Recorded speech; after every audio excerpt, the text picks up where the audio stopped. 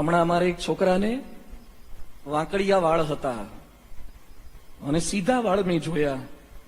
કેમ રાતમાં થઈ ગયા? મને કે એમને એમ નથી થયા. 10 કલાક હેર સલૂનમાં બેઠો છું. 10 કલાક બેઠો ને 12,000 આપ્યા છે. 12,000. મેં કીધું વાળ સીધા કરવાના? મને કે 18 વર્ષથી વાંકા હતા, 12 કલાક તો થાય કે નહીં? મેં કીધું 18 વર્ષથી જેના વાળ વાંકા હોય, વાળ સીધા કરવામાં 12 કલાક થાય, તો જે યુવા વર્ગ વાંકો હોય ને સીધો કરવા માટે 2 કલાક તો આપવા પડે કે નહીં?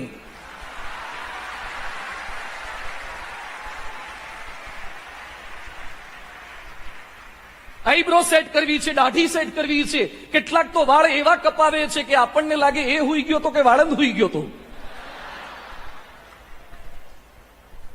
કેટલાકને આટલી દાઢી, આવડી દાઢી, આપણને લાગે ભૂલથી રહી ગઈ છે કે શું છે. ફેસ, ચશ્માની ફ્રેમો મોટે ભાગે જોવાનું ગ્લાસમાંથી છે, પણ ટાઈમ વધારે બગડે છે ફ્રેમ સિલેક્શનમાં. ફ્રેમ સારી હોય તો તમે લોકોને સારા દેખાઓ, ગ્લાસ સારા હોય તો લોકો તમને સારા દેખાય. બીએપીએસ સંસ્થા 2 વસ્તુ આપે છે. તમે સારા દેખાઓ એના માટે ફ્રેમ પણ આપીશું, અને તમને લોકો સારા દેખાય એના માટે we will provide glass also. અમે ગ્લાસ પણ આપીશું, એક વિઝન પણ આપીશું. સાંભળવાનું જ હોય છે, પણ હેન્ડ સ્પ્રી પણ કેવી જાત જાતની. હા, હેન્ડ સ્પ્રી પાછી એટલી જાત જાતની આવે, પાવડર ને કાનમાં બુટિયા. સુરેશ દલાલે સરસ લખ્યું છે, શીર પર વાળના પટિયા, કાનમાં બુટિયા. હવે તો નાજુક પગે ઝાંઝર તણા જણકાર બાકી છે. કાંસકીને દર્પણ થયા યુવાનોને અર્પણ, બસ હવે તો ચોળી તણા ચણિયા શણગાર બાકી છે. બસ ચણિયા ચોળી પહેરવાની જ બાકી છે, બાકી મોટા ભાગનું કરી નાખ્યું છે. અત્યાર સુધી જટિયા હતા, બુટિયા હતા, હવે ટેટિયા આયા. ટેટુ કરાવો, જાત જાતના ટેટુ, આખા શરીરે ટેટુ કરાવે છે. એને સ્માર્ટ બનવું છે. ઘરે મમ્મી પપ્પા બોલ્યા કરે કે આખો દાડો અરીસ આગળ શું ચોટ્યો રહે છે. અરીસ આગળ જ ઉભા હોય, ખોતર ખોતર જ કરતો હોય છે. પણ જૂના જમાનાને મમ્મી પપ્પાને શું ખબર પડે કે આ પૃથ્વીનું શ્રેષ્ઠ સર્જન, આ પૃથ્વી પરનો શ્રેષ્ઠ ચહેરો અરીસા સામે જોઈને સ્વમૂલ્યાંકન કરી રહ્યો છે, સ્વ સુધારણાના માર્ગે ચાલી રહ્યો છે. એને શું સમજી શકાય? ફેસ સારો કરવા કેટલાક સર્જરી કરાવે છે, ફેશિયલ તો કરાવે જ છે, પણ સર્જરી કરાવે છે. Michael Jackson, he was a negro, એ કાળો માણસ હતો. 17 વખત પ્લાસ્ટિક સર્જરી કરાવી હતી માઇકલ જેક્સને. નાક પણ પ્લાસ્ટિક સર્જરી વાળું હતું. ઘણી વાર નાક કપાયું હતું, આમે કપાયું હતું, પણ નાક પ્લાસ્ટિક સર્જરી કરીને કપાવ્યું હતું. આપણે આવું જોખમ સર્જરીનું ના લેવાય, કારણ કે હોય એ જાય તો. આપણે ચારકોલ ફેસ માસ્ક સારા આવી ગયા છે ને, ચારકોલ ફેસ માસ્ક આમ લગાવીને પછી આમ કરીને સીધું કાઢવાનું. Charcoal face mask. હવે એ ના મળે તો આપણી જૂની ને જાણીતી મુલતાની માટી તો છે જ. મુલતા કી માટી લગાવો, ચહેરામાં નિખાર લાવો, ચહેરો ગ્લો થવો જોઈએ, ગ્લો ચમકવા જોઈએ. તમે લોકો તમારા ચહેરામાં અંજાવા જોઈએ. એક યુવાન હમણાં મને મળ્યો, ચશ્મા વાળો હતો ને ચશ્મા દેખાય નહીં, એટલે બધું સ્પેક્ટેકલ્સ ક્યાં ગયા? મને કે કાઢી નખાયા. કેમ કરી હતી? નીકળી ગયા. મને કે નંબરનું ઓપરેશન કર્યું. તું કેમ ચશ્મા કાઢી નખાયા? મને કે લુકમાં થોડા ડિસ્ટર્બ કરતા હતા, લુક થોડોક બગડી જતો તો ડિસ્ટર્બ કરતા હતા, ચશ્મા કાઢી નખાયા. માણસ માત્રને પોતાનો આઉટલુક બહુ જ સુધારવો ગમે છે, પોતાનો ફેસ બતાવો ગમે છે આપણને. ગ્રુપ ફોટામાં પણ જોજો, તમારો ચહેરો દેખાય ને એના માટે અમુક ગમે ત્યાંથી ઘૂસ મારે. ભાઈ હું ના કપાઈ જવો જોઈએ, એટલે પોતાનો ચહેરો દેખાવો જોઈએ. આ સભામાં અત્યારે તો કેમેરો મારી બાજુ ફોકસ છે, પણ જો કદાચ તમારી બાજુ ઓડિયન્સમાં ફોકસ થાય ને, અને પછી જેનું ધ્યાન નહીં તો બાજુવાળો કોણી મારે, ઓય આપણે સ્ક્રીન પર લાઈવ છે, લાઈવ આપણો ચહેરો આવી જાય. એમાં ઘણા મંત્રીની જેમ આમ કરતા હોય પાછા. તમારો ચહેરો સ્ક્રીન પર આવે એની એક મજા છે, એલર્ટ થઈ જઈએ છીએ. સારું દ્રશ્ય દેખાય કે સારું ડેકોરેશન દેખાય, સારું લેન્ડસ્કેપ દેખાય, સારા ફાઉન્ટેન દેખાય, એટલે ઉભા ઉભા શરૂ થઈ જાય. ધીમે ધીમે તો માણસોના એક હાથની લંબાઈ વધતી જશે. જમણો સેલ્ફી માટે જ અનામત રાખવામાં આવશે. સેજ સારું દ્રશ્ય જોયું નથી, સેલ્ફી લીધી નથી, અને પાછો બીજાને મોકલે. ઘણા એકલા બેઠા બેઠા જોઈને રાજી થાય, પ્રશંસા કરે પોતાના જ ફોટાની. એ ચાંદ સા રોશન ચહેરા, क्या रूप पाया है. પાછો પોતે ને પોતે બોલે કે મારા ક્લાસમાં છે, પણ લગભગ આપણા જેવું કોઈ નહીં, આપણા જેવું કોઈ નહીં. ભગવાને સંપૂર્ણ પક્ષપાત મારો જ રાખ્યો છે. મિત્રને બોલાવીને પાછો કે જો તો ખરો તો યાર, શું ફોટો આવ્યો, શું ચીકનો ફેસ છે, શું ફોટો આવ્યો છે, કોઈની નજર લાગી જાય એવો છે ને કે. એટલે મિત્ર કે સારું ડિલીટ કરી નાખ, નજર લાગે એ પેલા ડિલીટ કરી નાખ. It's age of face. આ અવસ્થા ફેસની અવસ્થા છે. ફેસ ન બગડી જાય એની ખૂબ સાવચેતી રાખીએ છીએ આપણે. પણ મિત્રો, આજનો વિષય આ છે, આપણો ફેસ બગાડે છે કોણ? ગરમી કે ઠંડી? પોતાના ખીલ કે બીજાનું દિલ? તમારો ફેસ બગાડે છે કોણ? તમારા પોતાના ખીલ કે બીજાનું દિલ? મીડિયાની રીલ કે સાવધાની વગરનું શીલ? તમારો ફેસ બગાડનાર છે કોણ? આજે વાત એ સમજવી છે. સારા ફેસ વાળાને પણ પોતાના ફેસ કેમ ઢાંકવા પડે છે? લોકોથી ચહેરા કેમ છુપાવવા પડે છે? આમ તો બોલતો હોય કે મેં કભી ઝુકેગા નહીં, પણ રેલો આવે તો ખબર પડે કભી ટીકેગા નહીં.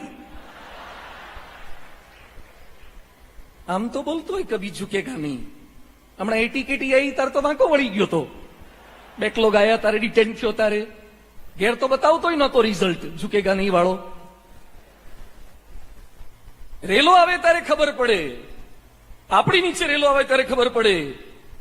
એક યુવાન મારી પાસે એના બાપુજી લઈને આવ્યા, ઓફિસમાં બેઠો, 6-6.5 ફૂટની હાઈટ, અને મોઢું નીચું કરીને બેસી રહ્યો. બધું લુક એટ મી, નીચું જ જોઈ રે, શરમાતો હતો. એના બાપાને મેં પૂછ્યું શું થયું? મને કે બ્રેકઅપ થઈ ગયું. બધું બ્રેક ફેલ થઈ જાય નવી નખાઈ દેવાની. નાના કે સ્વામી બ્રેકઅપ થઈ ગયું છે, બહુ ડિપ્રેશનમાં આવી ગયો છે. આજે 6-6.25 ફૂટની હાઈટ હોય તો પણ ફેસ ઢાંકવા પડે છે. ક્યાંક મસાજ પાર્લરમાં પકડાઈ જાય ને એટલે લોકો મોઢા છુપાવે છે. ક્યાંક ખોટા ધંધા કરતા નવરાત્રીમાં પીતા પકડાઈ જાય છે ત્યારે કેવા ચહેરા છુપાવે છે, દુપટ્ટાથી આમ ઢાંકે છે, આમ ઢાંકે છે ને. કેમ તમારે તમારો ચહેરો છુપાવવો પડ્યો? કેમ ફેસ તમારો ઢાંકવો પડે છે? અધિકારી, સરકારી અધિકારી લાંચ લેતા પકડાય એન્ટી કરપ્શન બ્યુરોના હાથે, ત્યારે કેમ મોઢા આગળ હાથ રાખી દે છે જ્યારે મીડિયાવાળા આવી જાય ત્યારે? ક્યાંક તમારી વાસના તમારા ચહેરાની સુંદરતાને બગાડે છે. ક્યાંક તમારી લાલચ તમારા ચહેરાની સુંદરતાને ડિસ્ટર્બ કરે છે. ક્યાંક તમારો ક્રોધ તમારા ચહેરાને વિરૂપ કરી નાખે છે. અને ક્યાંક વ્યસન દૂષણ. ચહેરો સરસ હોય પણ ફાકી એવી ભરી હોય માવો. ઘણા રસ્તો પૂછીએ ને કાઠિયાવાડમાં, અમારે કે આ રોડ આ બાજુ જાય વડોદરા,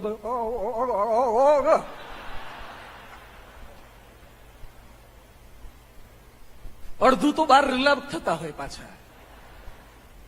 તમારા ચહેરાની સુંદરતા બગાડે છે ફાકી માવા, અને કેન્સર થશે ત્યારે તો કાપા મૂકવા પડે છે ને રૂમાલ બાંધવા પડે છે.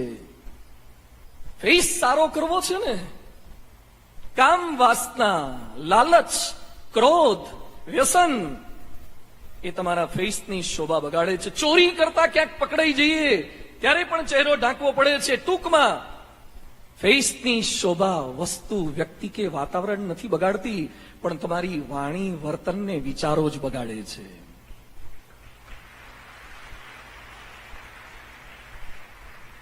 અમેરિકામાં BAPS ના એક હરિભક્ત એક મોલની અંદર સર્વિસ કરે, એટલાન્ટા બાજુ. એટલા પ્રમાણિકતાથી BAPS નો મૂલ્યોને જીવનમાં એને ચરિતાર્થ કરેલા. એક ભાઈ પોતાનું વોલેટ ભૂલી ગયા, કેટલાય ડોલર હતા. એણે વોલેટ પાછું આપ્યું. એ મોલના માલિકે મોલ ઉપર આ ભાઈનો મોટી સાઈઝનો ફોટોગ્રાફ લગાવ્યો. તમારો ચહેરો ઉપર જાય છે, તમારી પ્રમાણિકતાથી ઉપર જાય છે. તમારી પ્રમાણિકતા. રાજકોટની એક દીકરી અપેક્ષા Mardiya, she is studying in 2nd MBBS. કોરોનામાં એના પપ્પા પણ મૃત્યુ પામી ગયા અને મમ્મી પણ મૃત્યુ પામી ગયા. એક જ અઠવાડિયામાં મમ્મી પપ્પા બંને મૃત્યુ પામી ગયા. આ છોકરી 2nd MBBS માં ભણતી હતી ને કોરોનાના પેશન્ટ જે ઇન્ડોર હતા એની ટ્રીટમેન્ટ કરવા માટે એ છોકરી જાય એટલે પત્રકારોએ પ્રશ્ન પૂછ્યો કે તે તારા મા બાપ ગુમાવ્યા છે છતાં પણ સ્થિર રહીને કેમ સેવા કરે છે? What she replied? એને શું કીધું કે મેં તો મા બાપ ગુમાવ્યા છે પણ બીજી દીકરીઓને પોતાના મા બાપ ગુમાવવા ના પડે ને, એટલે હું એમના મા બાપની સેવા કરું છું. રાજકોટના તમામ ન્યૂઝપેપરમાં દીકરીના ફોટા છપાયા, એના ન્યૂઝ છપાયા. તમારો ચહેરો ખાલી સુંદરતાથી નથી આવતો, તમારી પરોપકારની ભાવનાથી પણ ફેસ શોભી જાય છે. સરદાર વલ્લભભાઈ પટેલ જીવતા હતા ત્યારે 5.5-6 ફૂટના હતા, અત્યારે 182 મીટરના થયા.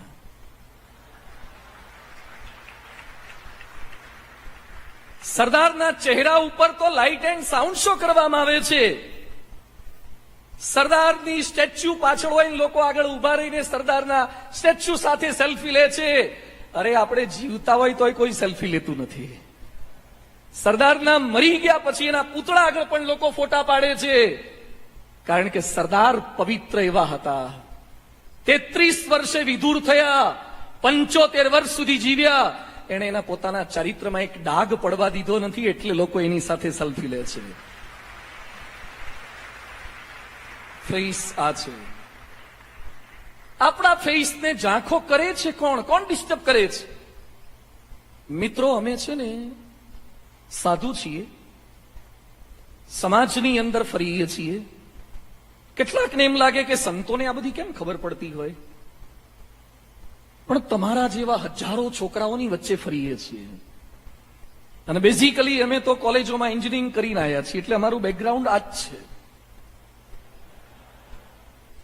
આ બધામાંથી જ મોટા થયા છીએ.